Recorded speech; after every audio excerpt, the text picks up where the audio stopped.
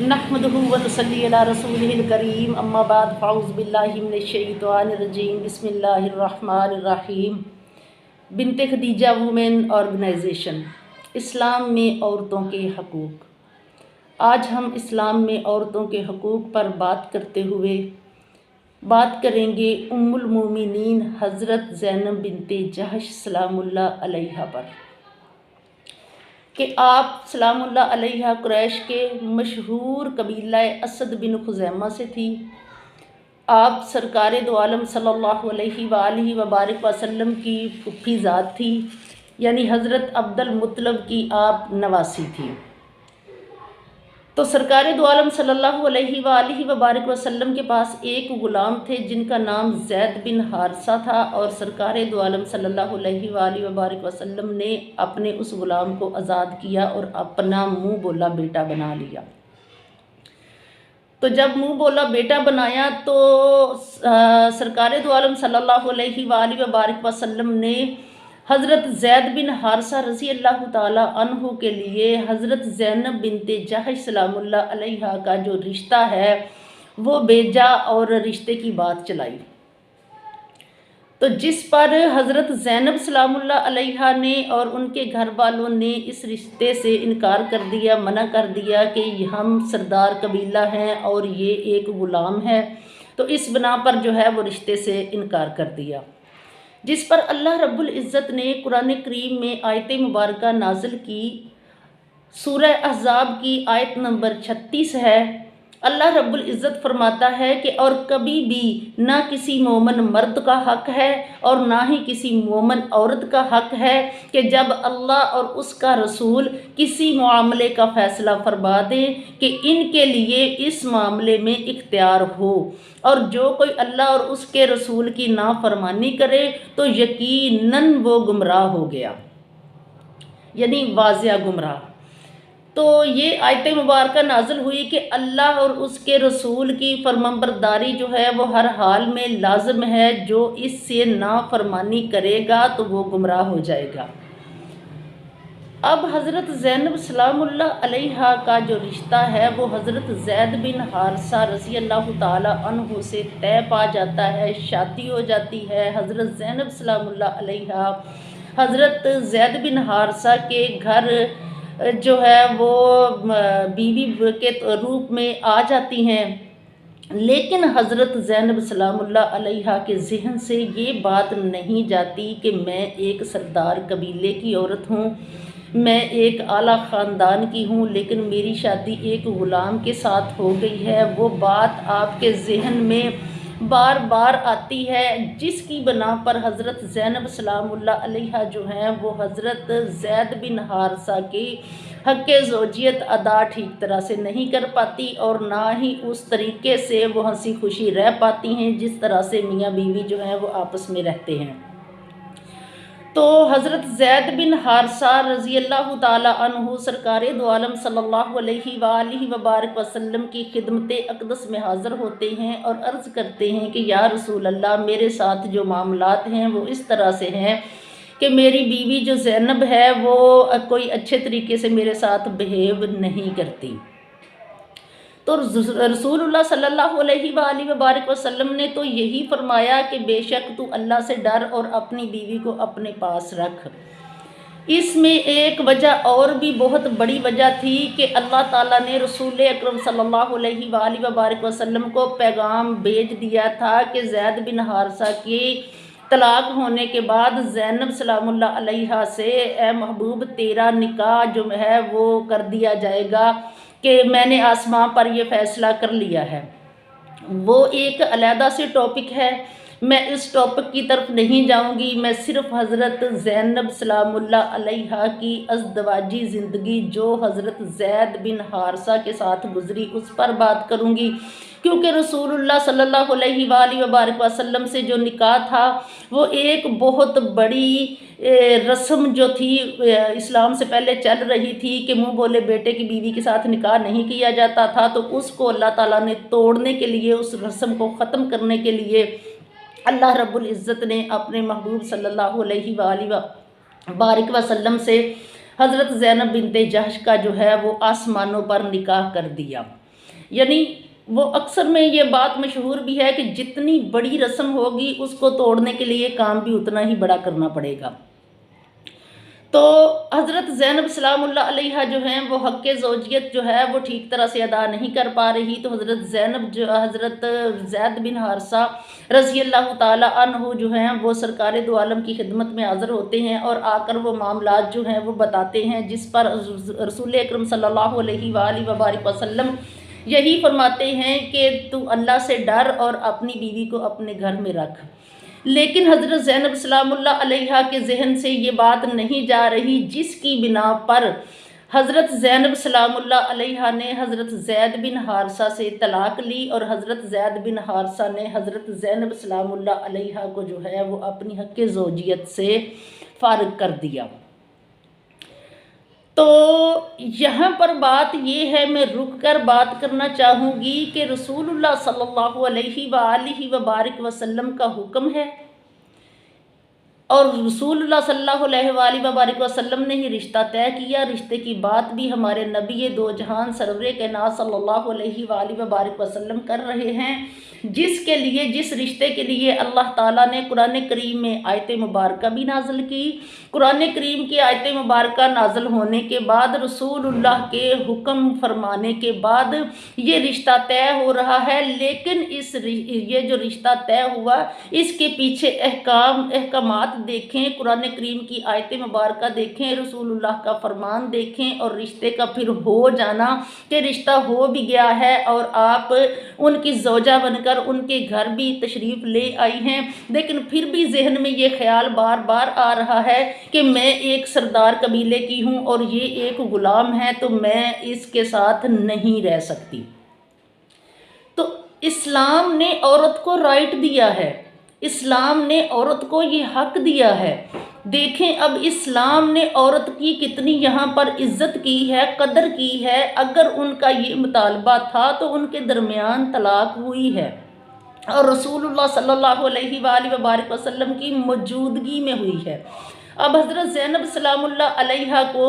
جب طلاق ہو جاتی ہے تو اس کے بعد رسول اکرم صلی اللہ علیہ وآلہ وبارک وسلم نے پیغام نکاح بھیجا عدت گزر جانے کے بعد۔ لیکن ہماری جو بات ہے وہ پھر یہی ہے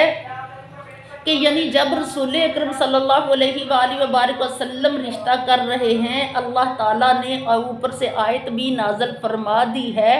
تو پھر بھی حضرت زینب جو ہیں وہ طلاق لے رہی ہیں، وہ علیحدگی چاہ رہی ہیں، تو کسی نے ان کو منع نہیں کیا، کسی نے یہ نہیں کہا۔ ہمارے والدین یہاں پر ہمارے معاشرے میں یہ ہوتا ہے کہ جب بیٹی کو بیاہ کر کسی کے گھر بیچ دیتے ہیں تو اس پر حکم صادر یہی ہو جاتا ہے کہ تیرے یہاں سے ڈولی گئی ہے، وہاں سے تیرا جنازہ آئے، چاہے وہ تجھے پسند ہے یا نہیں پسند، جو کچھ بھی ہے، اب تو مر یا جو بھی کر، لیکن تو نے رہنا وہیں پر ہے۔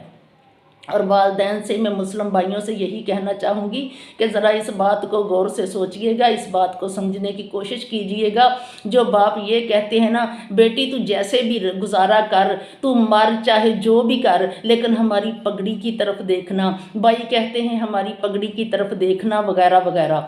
ان سے میں یہ کہنا چاہتی ہوں کہ آپ کی پگڑی رسول اللہ صلی اللہ علیہ وآلہ وبارک وسلم سے بھی اوپر ہو گئی ہے۔ رسول اللہ صلی اللہ علیہ وآلہ وبارک وسلم نے تو اس طرح کا جو ہے ازدواجی زندگی میں اس طرح سے حکم صادر نہیں فرمایا۔ یہاں پر میں ایک اور واقعہ کوٹ کرنا چاہوں گی کہ ایک لونڈی تھی جن کا نام بریرہ رضی اللہ تعالی عنہا ہے، تو ان کے خامد تھے حضرت مغیث رضی اللہ تعالی عنہ۔ تو جب حضرت بریرہ جو ہیں وہ لونڈی تھی، جب وہ آزاد ہوئی، غلامی سے آزاد ہوئی، تو ان کے پاس اسلام کا رائٹ تھا کہ اب وہ جو ہے وہ اپنے شوہر سے علیحدگی کر لے۔ تو حضرت مغیث جو تھے وہ غلام تھے اور حضرت بریرہ جو ہیں وہ آزاد ہو چکی ہیں، تو اس پر حضرت بریرہ نے اپنے خامد حضرت مغیث سے علیحدگی چاہی۔ جب وہ علیحدہ ہو گئی تو رسول اللہ صلی اللہ علیہ وآلہ وبارک وسلم نے فرمایا، اے ابن عباس، تمہیں مغیث کی بریرہ سے محبت اور بریرہ کی مغیث سے نفرت پر تعجب نہیں ہوا؟ کہ یعنی جو مغیث ہیں رضی اللہ تعالی عنہ، وہ بریرہ سے اس قدر محبت کرتے ہیں اور بریرہ حضرت مغیث سے نفرت کرتی ہے کہ جب کہ وہ بھی پہلے غلام تھی، اب وہ آزاد ہو گئی تو اس وجہ سے اس نے علیحدگی جو ہے وہ چاہی۔ تو آقا دو عالم نے فرمایا کہ اے ابن عباس تمہیں تعجب نہیں ہوا؟ تو جس پر رسول اللہ صلی اللہ علیہ وآلہ وبارک وسلم نے بریرہ رضی اللہ تعالی عنہا سے یہ کہا کہ کاش تو اس سے رجوع کر لیتی، یعنی تو اپنے شوہر سے کاش کے رجوع کر لیتی، جس پر بریرہ رضی اللہ تعالی عنہا جو ہیں وہ عرض کرتی ہیں کہ کیا آپ مجھے حکم دے رہے ہیں؟ رسول اللہ صلی اللہ علیہ وآلہ وبارک وسلم سے عرض کرنے لگی کہ یا رسول اللہ کیا آپ مجھے حکم دے رہے ہیں؟ تو سرور کائنات صلی اللہ علیہ وآلہ وبارک وسلم نے فرمایا نہیں، میں تو صرف سفارش کر رہا ہوں۔ اللہ اکبر! یعنی ازدواجی زندگی میں سرکار دو عالم نے حکم نہیں فرمایا، آپ نے فرمایا میں تو صرف سفارش کر رہا ہوں۔ تو سرور کائنات صلی اللہ علیہ وآلہ وبارک وسلم کی سفارش ہو اور پھر بھی ازدواجی زندگی میں نہ مانی جائے۔ آگے سے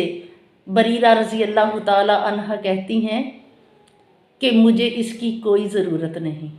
یعنی کہ مجھے اس سفارش کی کوئی ضرورت نہیں۔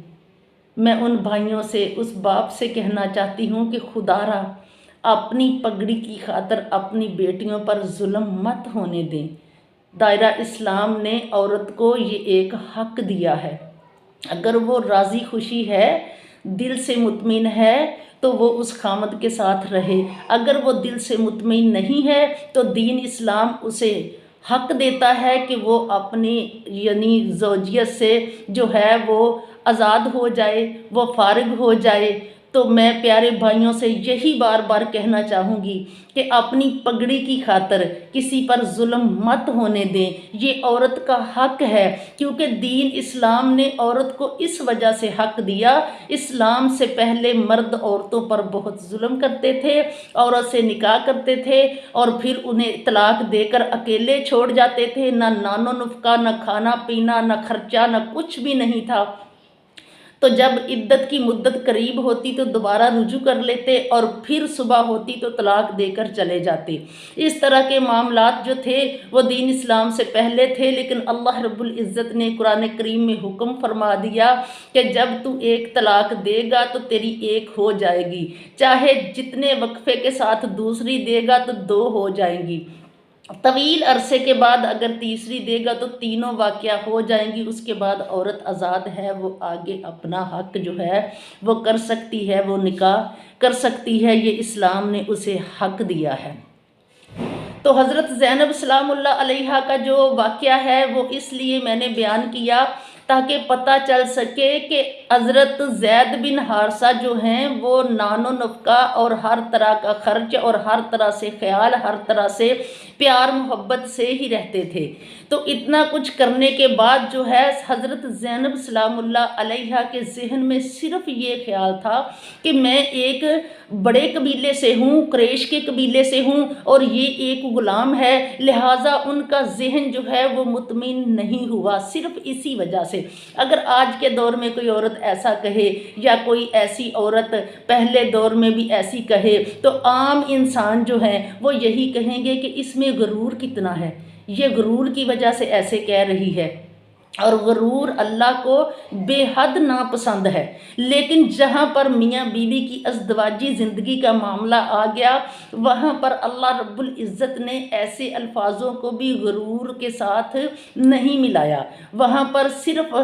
جو ہے وہ میاں بیوی کے حقوق پر، اور بیوی کا اگر دل مطمئن نہیں ہے تو اسلام نے اجازت دی ہے کہ آپ علیحدہ ہو سکتے ہو۔ تو پیارے اسلامی بھائیوں، اپنی بہنوں کی زندگیاں جو ہے وہ تباہ ہونے سے بچائیں اور اپنی بہنوں کے ساتھ جو پہلے رویہ ہوتا ہے وہی اختیار کریں۔ دین اسلام اجازت دیتا ہے لیکن ہمارا معاشرہ اسے جو ہے وہ ایک بہت بڑی غلیظ چیز سمجھتا ہے، یا اسے گالی سمجھتا ہے، یا وغیرہ وغیرہ بہت سارے ایسے ہوتے ہیں यहाँ पर मैं औरतों को भी कहना चाहूँगी कि जहाँ तक हो सके आप कॉम्प्रोमाइज़ करें, लेकिन जहाँ पर ये ऐसे मामलात हो जाएं, अगर दिल मुतमईन ना हो तो घुट घुट कर ज़िंदगी गुजारने से बेहतर है कि इस्लाम जो है वो आपको राइट दे रहा है, तो आप ये जो हो वो अलहदगी इख्तियार कर लो। लेकिन भाइयों से मैं ये कहूँगी कि अगर मामलात ऐसे हो जाएं तो खुदारा अपनी पगड़ी का जो है वो वास्ते ना दिया करें, अपनी पगड़ी का जो है वो बार बार ये ना कहा करें। अपनी पगड़ी को जब देखें तो रसूलुल्लाह सल्लल्लाहु अलैहि वसल्लम की अज़मत भी देख लीजिएगा और अल्लाह रब्बुल इज़्ज़त की कुरान करीम में आयत मुबारका भी देख लीजिएगा। अल्लाह रब्बुल इज़्ज़त के वाज़िह हुक्म होने के बाद रसूलुल्लाह सल्लल्लाहु अलैहि वसल्लम के बाकायदा रिश्ता तय करने के बाद आप ज़ौजा बनकर जब आई हैं, उसके बाद में आपका दिल मुतमिन नहीं हुआ तो आप दोनों के दरमियान जो है वो अलहदगी हो गई। तो जिस पर फिर रसूलुल्लाह सल्लल्लाहु अलैहि वसल्लम ने हज़रत ज़ैनब बिनते जहश सलामुल्लाह अलैहा को पैगाम निकाह भेजा और अपनी हक़ ज़ौजियत में आपको ले लिया। हज़रत ज़ैनब सलामुल्लाह अलैहा का अगर ये ख्याल था कि मैं कबीला कुरैश की हूँ और ये एक ग़ुलाम है, तो इस पर आपको सज़ा नहीं मिली बल्कि इनाम मिला उम्मुल मोमिनीन का, यानी आप फिर मोमनों की माँ बन गई। और रसूलुल्लाह सल्लल्लाहु अलैहि वसल्लम जैसे शोहर जो हैं वो अल्लाह ताला ने अता किए और आसमानों पर अल्लाह ताला ने हज़रत ज़ैनब बिनते जहश सलामुल्लाह अलैहा का और रसूलुल्लाह सल्लल्लाहु अलैहि वसल्लम का निकाह भी आसमानों पर करवा दिया। ज़मीन पर ये निकाह नहीं हुआ और ना ही ऐसा कोई मामलात हुए कि उनको इसके बदले में ये इतना बड़ा इनाम मिला है। तो खुदारा अपनी बेटियों पर शफ़क़त कीजिए, रहम कीजिए और अपनी बेटियों के साथ हुस्न सलूक कीजिए।